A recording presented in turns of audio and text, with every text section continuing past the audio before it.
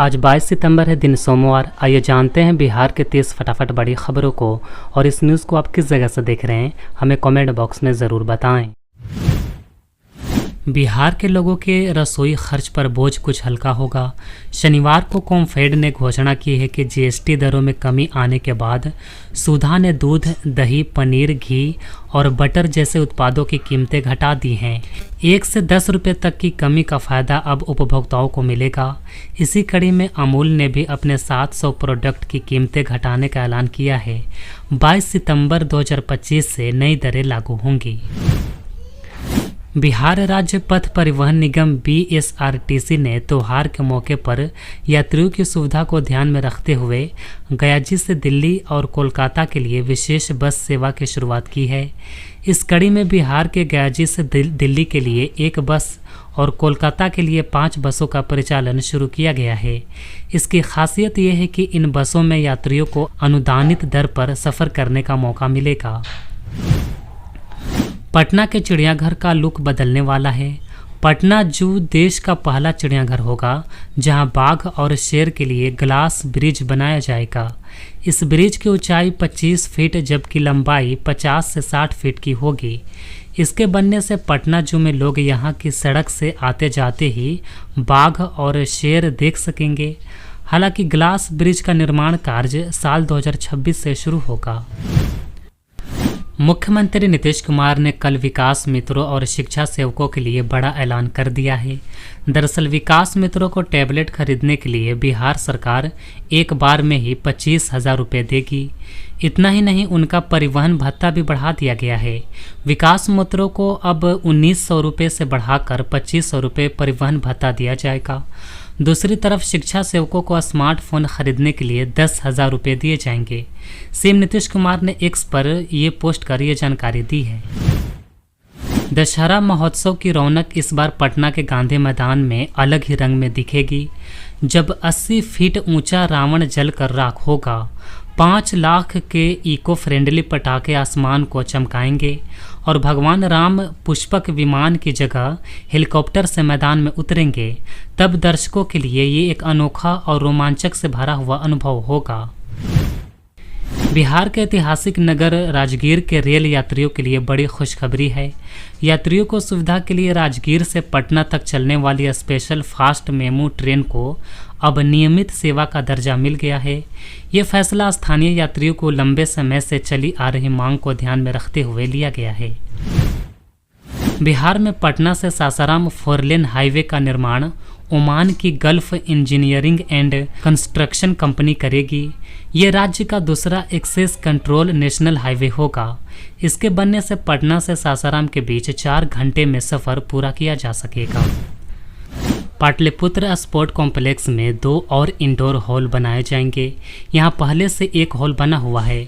अब 2 और indoor hall बनने के बाद यहाँ एक ही कैंपस में 3 इंडोर हॉल हो जाएंगे।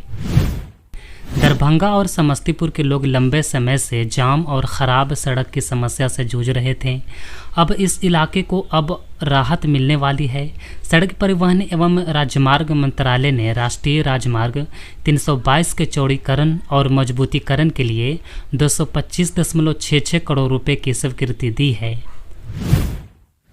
पटना मेट्रो की सुरक्षा व्यवस्था अब BSAP के जवान संभालेंगे। उद्घाटन से पहले BSAP के अधिकारियों ने मेट्रो स्टेशनों का निरीक्षण किया, जिसमें सुरक्षा प्रोटोकॉल, यात्री सुविधा और भीड़ प्रबंधन पर ध्यान केंद्रित किया गया। अधिकारियों ने विभिन्न एजेंसियों के बीच सहयोग पर जोर दिया ताकि मेट्रो सेवाओं का संचालन सुचारू और सुरक्षित रहे। प्रधानमंत्री नरेंद्र मोदी 30 सितंबर को उद्घाटन कर सकते हैं।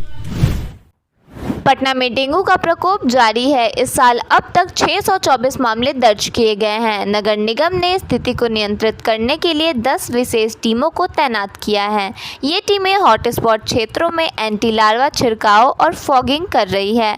निवासियों को जल भराव से बचने और निगम के टोल फ्री नंबर पर शिकायत दर्ज करने के लिए प्रोत्साहित किया जा रहा है। बांका जिले के बेलहर प्रखंड में यूरिया खाद की भारी किल्लत है। कृषि विभाग के आवंटन के बाद भी किसानों को खाद नहीं मिल पा रही है, जिससे वे परेशान हैं। कालाबाजारी चरम पर है और किसानों को अधिक दाम पर खाद खरीदने को मजबूर होना पड़ रहा है। महिला किसानों को सबसे ज़्यादा परेशानी हो रही है। विभाग ने जाँच का आश्वासन दिया है। पटना के पीएमसीएच में बेड की कमी के चलते गंभीर मरीजों को लौटाया जा रहा है। दूर दराज से आए मरीजों को बिना इलाज के वापस जाना पड़ रहा है। प्रमीला देवी और रामनंद सिंह जैसे कई मरीजों को बेड नहीं मिलने के कारण परेशानी हुई। अस्पताल प्रशासन समस्या से इनकार कर रहा है, वहीं दलालों का नेटवर्क सक्रिय है। किशनगंज जिला 2025 तक टीबी मुक्त भारत के लक्ष्य को प्राप्त करने के लिए प्रयासरत है। जिले में स्वस्थ नारी सशक्त परिवार अभियान चलाया जा रहा है, जिसमें महिलाओं और बच्चियों के स्वास्थ्य पर विशेष ध्यान दिया जा रहा है। टीबी की जांच, एचपीवी टीकाकरण और स्वास्थ्य जागरूकता कार्यक्रम आयोजित किए जा रहे हैं। जिलाधिकारी ने समय पर जांच और इलाज कराने की अपील की है।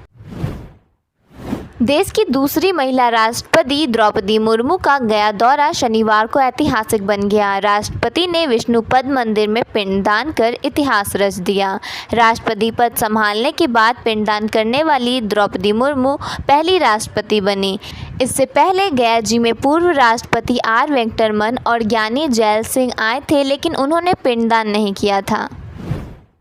बिहार में विधानसभा चुनावी माहौल अब पूरी तरह डिजिटल होता जा रहा है। पहले प्रचार का केंद्र पोस्टर, बैनर, दीवारों पर लिखे नारे और नुक्कड़ नाटक हुआ करते थे, लेकिन इस बार तस्वीर बिल्कुल बदल दी गई है। राजनीतिक दल अब एआई जनित वीडियो को अपना सबसे बड़ा प्रचार हथियार बना चुके हैं।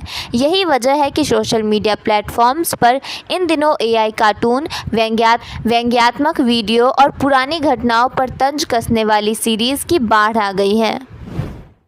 बिहार चुनाव 2025 से पहले नीतीश कुमार की पार्टी जेडीयू में ताबड़तोड़ इस्तीफे से खलबली मच गई है। शनिवार को भागलपुर जेडीयू मीडिया सेल के अध्यक्ष रवीश रवि समेत कमेटी के 10 सदस्यों ने अपने पद से इस्तीफा दे दिया। इन सभी ने पार्टी की प्राथमिक सदस्यता से भी इस्तीफा दिया है। जेडीयू मीडिया सेल ने सोशल मीडिया के जरिए इस्तीफा दिया है। मधुबनी में बेल्ट्रॉन में नौकरी दिलाने के नाम पर पूर्णिया के एक युवक से 20.81 लाख रुपए की ठगी का मामला सामने आया है। भवारा के मंजर अंसारी, उनकी पत्नी अंजुम परवीन और भाई उमेर आलम पर आरोप है। युवक ने नौकरी के लिए पैसे दिए, लेकिन उसे फर्जी नियुक्ति पत्र मिले और पैसे वापस नहीं किए गए।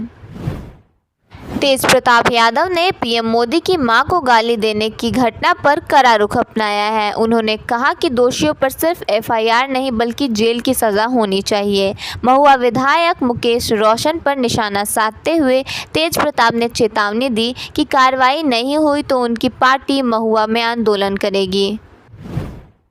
भागलपुर में गंगा नदी पर एक रेल लाइन और पुल करोड़ों रुपए की लागत से बनने वाला है। जल्द ही जमीन सर्वे का काम शुरू होगा। 2030 तक इस प्रोजेक्ट के पूरा होने की संभावना जताई गई है।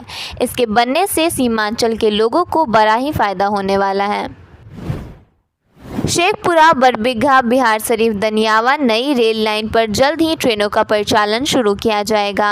आज सेफ्टी इंजीनियरों ने इस नवनिर्मित रेल लाइन की पटरियों का निरीक्षण किया। रेलवे की तरफ से इस महत्वपूर्ण परियोजना के लिए सभी तैयारियां पूरी हो चुकी हैं। समस्तीपुर नगर निगम ने 18 लाख रुपए की लागत से एक ऐसी मशीन लगाई है जो न सिर्फ प्रदूषण पर रोक लगाएगी बल्कि जिले को स्वच्छ और आत्मनिर्भर बनाने की दिशा में भी मील का पत्थर साबित होगी।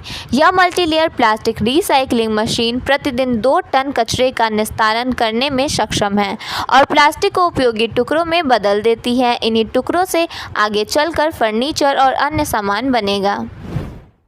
मुजफ्फरपुर के सदर अस्पताल में अब एक ऐतिहासिक पहल शुरू होने जा रही है। यहां एंटीबायोटिक रेजिस्टेंस पर विस्तृत अध्ययन और शोध की तैयारी की जा रही है।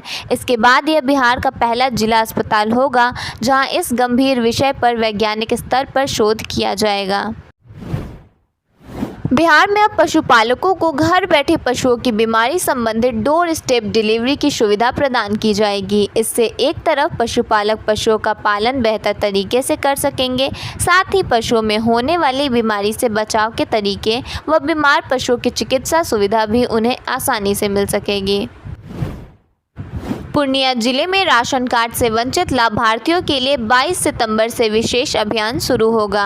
पंचायत स्तर पर कैंप लगाए जाएंगे, जहां छूटे हुए योग्य लोगों के लिए राशन कार्ड बनाए जाएंगे। सरकार ने 24,672 नए राशन कार्ड जारी करने का लक्ष्य रखा है, जिससे 80,832 लोगों को खाद्य सुरक्षा अधिनियम का लाभ मिलेगा।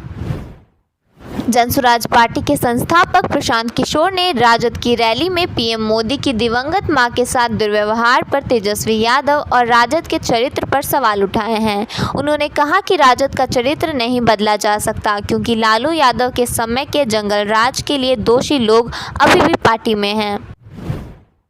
जस्टिस पवन कुमार भीमपा बचनथरी ने रविवार को पटना हाई कोर्ट के मुख्य न्यायाधीश के रूप में शपथ ली। उन्हें राज्यपाल आरिफ मोहम्मद खान ने शपथ दिलाई। इस मौके पर बिहार के मुख्यमंत्री नीतीश कुमार और उप मुख्यमंत्री सम्राट चौधरी मौजूद रहे।